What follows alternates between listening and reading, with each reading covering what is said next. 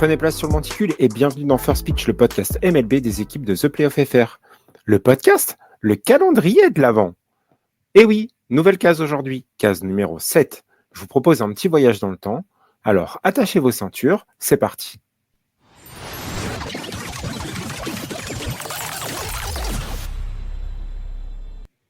Ah, nous y voici. 17 octobre 1989, San Francisco. Ça devait être une fête. La Californie du Nord avait rendez-vous avec son reflet, les Oakland Athletics contre les San Francisco Giants, les World Series en mode Battle of the Bay. D'un côté, les A's, monstres de l'American League, 99 victoires, une revanche à prendre après la défaite de 1988 face aux Dodgers. José Canseco, Mark McGwire, Rickey Henderson, Dave Stewart, une équipe qui semblait rouler pour le titre. En face, les Giants, les voisins d'en face, ceux du côté de San Francisco. 92 victoires, une première World Series depuis 1962. Will Clark, Kevin Mitchell, Matt Williams. Pas les favoris, mais tout ce qu'il faut pour jouer les troubles fêtes et offrir un cauchemar aux fans d'Oakland. Les deux premiers matchs à Oakland ont donné le ton. Game 1, victoire 5-0 des A's. Dave Stewart étouffe les Giants. Game 2, 5-1. Mike Moore domine. L'attaque d'Oakland fait le reste. Les A's mènent 2-0. La série semble déjà pencher d'un côté de la baie. Mais la beauté de ces World Series-là, c'est le décor. Une seule région, deux équipes. Un pont qui relie les deux mondes. La baie. La presse parle de Battle of the Bay. Le pays entier regarde la Californie se battre avec elle-même. Le Game 3 doit marquer le sursaut des Giants. On quitte le Coliseum pour Candlestick Park. Ce stade un peu froid, souvent balayé par le vent. Mais ce soir-là, tout est presque idéal. Il fait autour de 17-19 degrés. Le ciel est dégagé.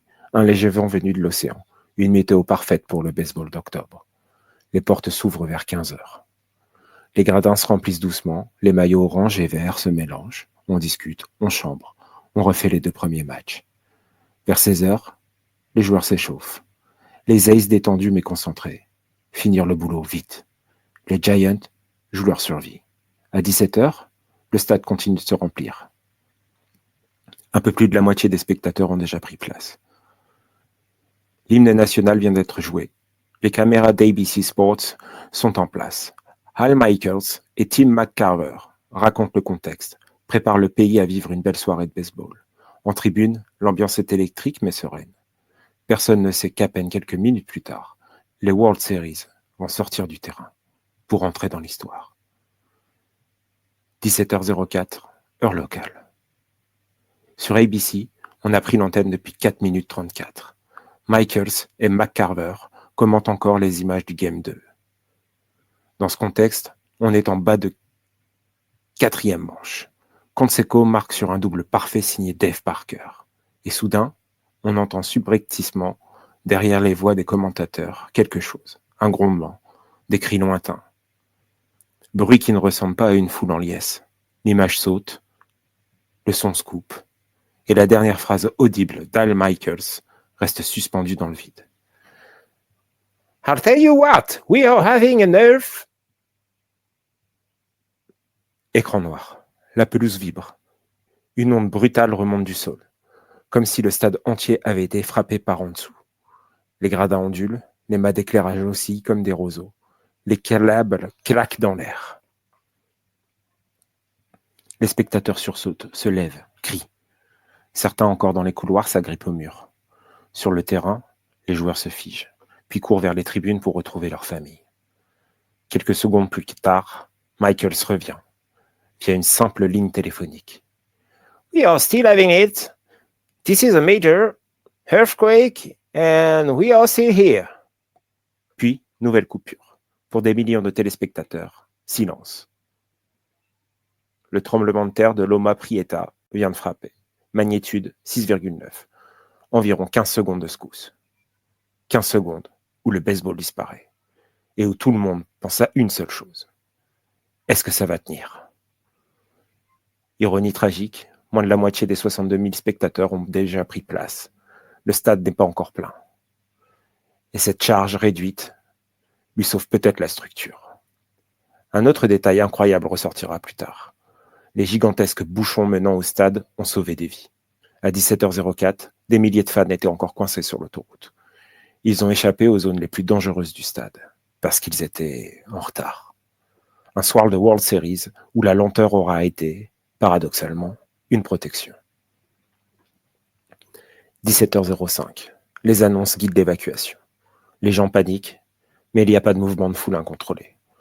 Le personnel applique le plan catastrophe. Aide les enfants, les personnes âgées, les personnes handicapées. Dehors, l'angoisse change de format. Les lignes téléphoniques saturent. On entend les premières bribes à la radio. Gros séisme, dégâts importants. À 17h45, les premières images arrivent. Le pays découvre l'ampleur du drame. Le Bay Bridge, une section effondrée, des voitures écrasées, des secouristes en course contre la montre. À Auckland, la Cypress Freeway, une autoroute entière repliée sur elle-même. Des dizaines de voitures prises au piège, des pompiers creusent à la main, des sauveteurs qui risquent leur vie. Dans San Francisco, des immeubles en briques éventrés, des façades tombées, des habitants piégés. La Battle of the Bay vient de devenir une tragédie. Bilan, 63 morts, des milliers de blessés, des infrastructures vitales détruites. Une série suspendue, une communauté en reconstruction. La MLB reporte le match, puis suspend la série pendant 10 jours. Quand le Game 3 finit par être joué, ce n'est plus la même ambiance. Le baseball reprend, parce qu'il faut reprendre quelque chose. Les Athletics balaient les Giants en 4 matchs. Sportivement, un rouleau compresseur. Mais personne ne se souvient de ces World Series pour le score. Ils resteront comme The Earthquake Series, la série où le sport a été littéralement coupé par la terre. Après Loma Prieta, on a reparlé de normes sismiques, plan d'urgence, communication de crise. On a renforcé les stades, on a réévalué la résistance des infrastructures. On a pensé le rôle des plans d'évacuation. Et quand on regarde le Levi's Stadium, avec son ingénierie antisismique avancée, ses systèmes de communication redondants, ses protocoles testés régulièrement, on voit aussi l'héritage invisible de ce séisme. Parce que ce jour-là, la nature a rappelé à tout un pays qu'un événement sportif, même le plus important, reste minuscule face au monde réel. Mais il y a autre chose aussi. Des joueurs courant aider leurs proches, des supporters s'entraidant, des voisins ouvrant leurs portes, des villes se relevant ensemble. Les World Series 1989, c'est l'histoire d'une série interrompue et celle d'une communauté qui se révèle. Le Game 3 est devenu l'un des matchs les plus célèbres de l'histoire. Un match qui n'a presque pas existé. Un match où la Terre a parlé plus fort que le baseball. Voilà, le jour où, à 17h04 en direct, Al Michaels a commencé une phrase sur un match et a raconté, malgré lui, l'entrée brutale de la réalité au milieu du jeu. Et quelque part, entre deux lignes de stats de Dave Stewart, de Rickey Henderson, on garde tous en mémoire que ce 17 octobre 1989, la baie de San Francisco a vécu bien plus qu'un simple Game 3. Voilà, il ne me reste plus qu'à vous souhaiter joyeux Noël et vous dire à bientôt pour la prochaine case.